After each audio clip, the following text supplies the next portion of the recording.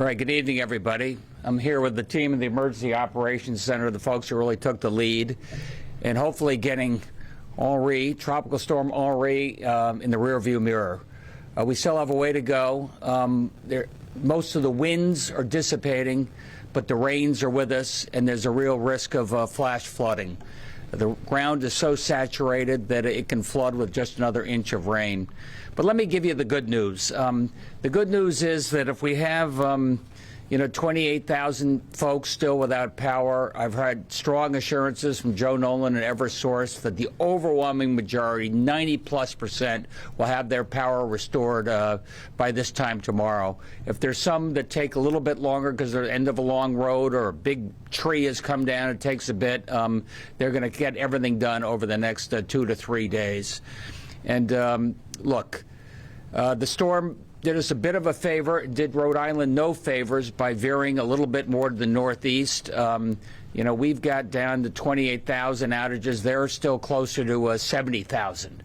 That said, I think they're going to see some of the crews heading from Connecticut up to Rhode Island to be of any assistance that they can be.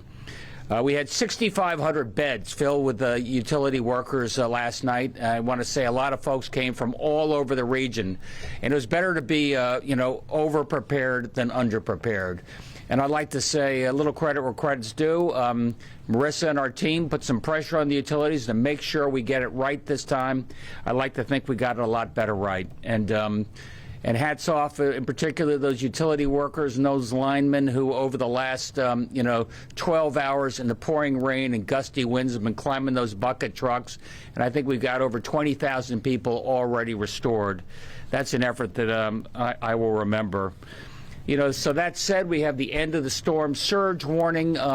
That's a good news. We've got virtually all of our roads open. I think there's several secondary roads that still have to be done. But the flooding is a risk. You probably heard that I-91 was shut down northbound for a while just because in a construction site there was a lot of water backup, and that had to be repaired. So there's going to be still some risk tomorrow.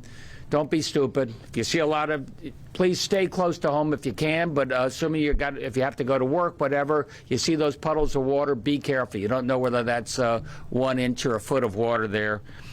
That said, I think we're flattening the curve at this point when it comes to where we are on this.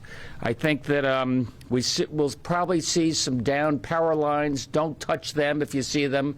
Stay away. Leave that to the experts.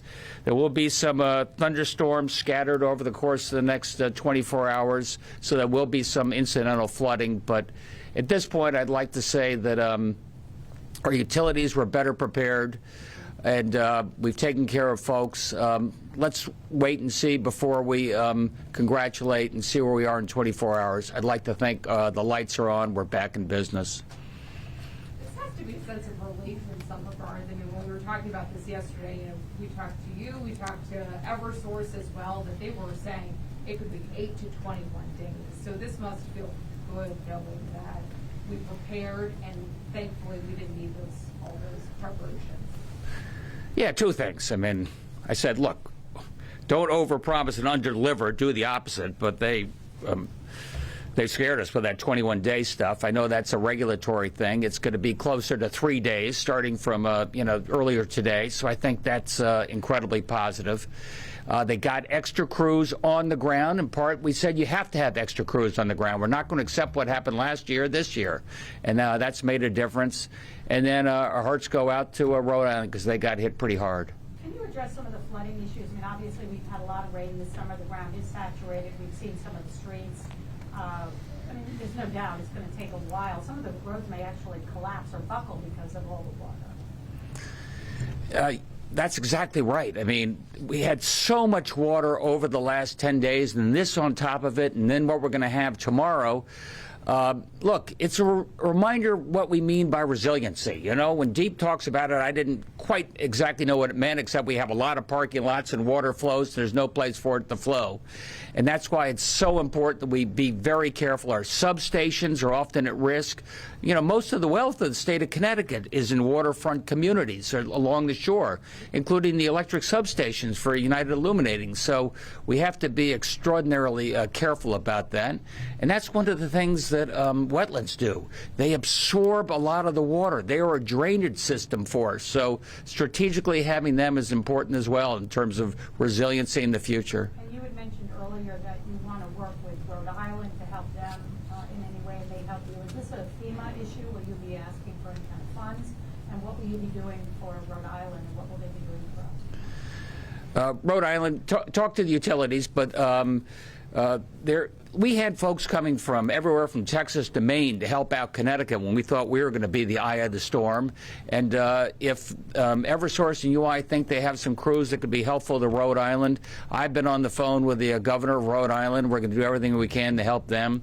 Yeah, look, in terms of FEMA and the additional monies, as you know, the president's given us the emergency declaration.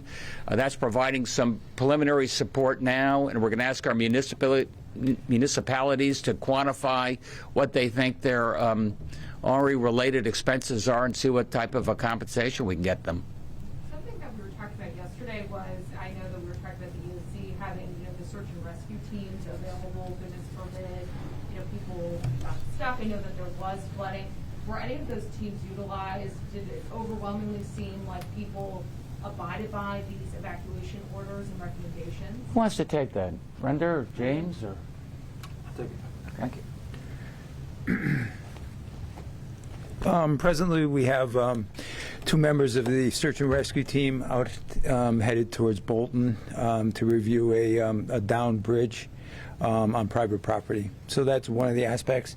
We're also going to try to hold on to these teams for a little longer and through tomorrow until the thunderstorms and the runoff, and we can be sure that we won't have flash flooding and have to rescue people. Governor, obviously, the storm that got the utilities in all that trouble was a different animal with 700,000 outages. So how do you analyze the utilities' performance? What are the metrics? Are you going to be looking at how many people they had in advance? That was one of the criticisms last time. So what's the approach? Because these are obviously 2 very different storms. Well, yeah, the jury's still out, first of all. Let's wait 48 hours and see whether the proof of the pudding's in the eating. But look, you know my feeling. I don't like the idea of utilities just they live on a pass-through cost. I don't think that gives them the right incentives to do the right thing, and I think Marissa, I don't know if she's allowed to talk about it, is going to be putting in place, though, I hope, some of the most aggressive performance-based metrics there are. So your return and your compensation is based upon how you deliver the goods. And some of that is tied to the severity of the storm. Some of that's tied to the number of people you have on the ground. But most of it's tied to getting people's power back up and operating. But, Marissa, do you want to? Or yeah, Susan? and both. But one thing I do want to add, Mark, is that the legislature in Pura put into place benchmarks and metrics for the utilities to follow, and they're following them, and that's why we're in this good place. Marissa? Thank you. Thank you. To the Lieutenant Governor's point, that's absolutely right. I think what we saw through this storm is we saw the utilities leaning in and preparing with the best resources that they could for the best forecast that we were seeing. The planning criteria that was widely discussed yesterday of 8 to 21 days, certainly that we recognize that inspired some concern from residents, but really what that is planning criteria that suggests that if they have X number of damaged spots and X number of outages, that's what we're looking at. And to avoid a situation like that, they have to pre-stage resources in a way that they did not before last tropical storm. So what we'll be doing after this storm, just like we do with every storm, is using the framework, especially from the Take Back Our Grid Act, to evaluate whether they did the best with what the forecast that they had ahead of time, and whether, based on the damage locations and outages that they did see, whether the resources were appropriately procured ahead of time. So we'll do. Do you think that some of the measures the state has taken to make utility companies more accountable have worked, and that they did not want to repeat performance this year as of last year and other years? I think it's demonstrable that what the Take Back Our Grid Act that was a bipartisan piece of legislation signed into law by the governor last year, I think that's demonstrable as to how much better we did this year. PURA put into place dozens of mandates after our tropical storm investigation that we saw the fruits of here, right? We saw the municipal liaison and Make Safe crews reporting to the municipalities. We have not heard any of the widespread communications problems that reported last year. So I think that's really a credit to the legislature and the governor for their leadership on this topic.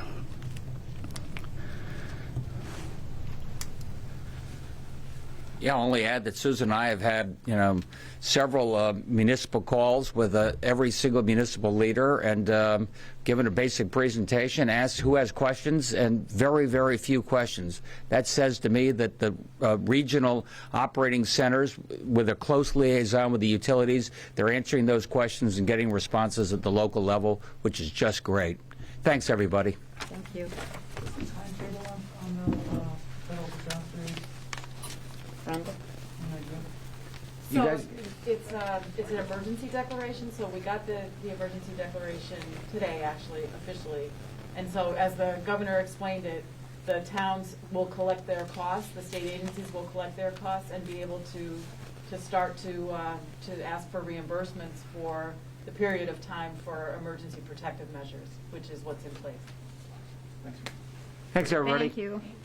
No more briefing tonight, all right? So expect advisory from us regarding public schedule tomorrow, okay? Okay. But it will not be here. It will not be here. Public transit is going to be back.